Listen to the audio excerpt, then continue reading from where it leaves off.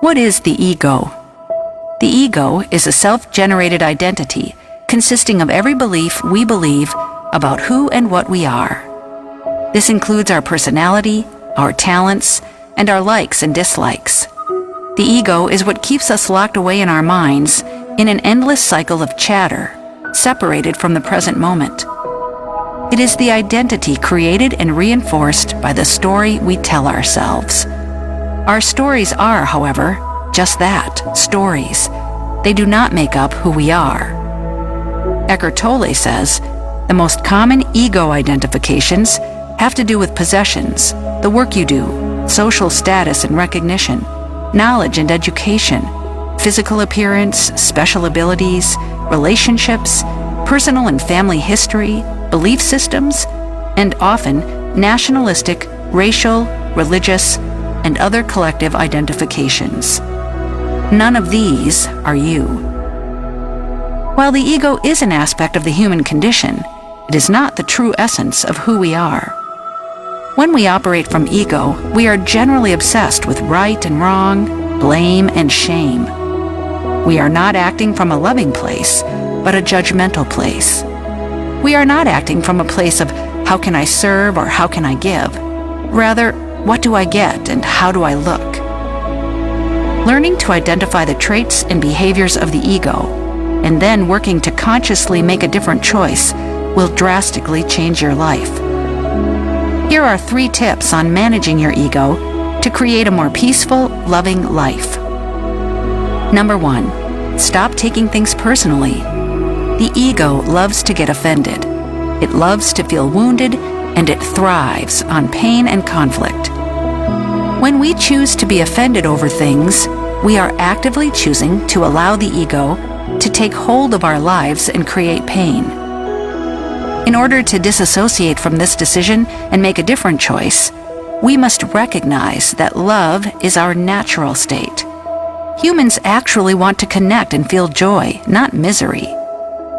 If someone does or says something that makes you feel any negative emotion, you have 2 choices. You can react and engage in conflict, or you can recognize that the trigger within you is an opportunity for your own growth. You can choose to recognize that anything negative said or done from another is likely a projection of their own ego. Don't waste your energy on ego battles. Save it for love and service. Number 2, forgive. The ego loves being right. It sustains itself in this way. The problem is, it also keeps you from doing what you need to do to move closer to love and truth. The ego is sort of like a weed in this way. It may have pretty flowers for your inner garden, but if left unattended, it will choke out all of your other plants and leave you in a big mess.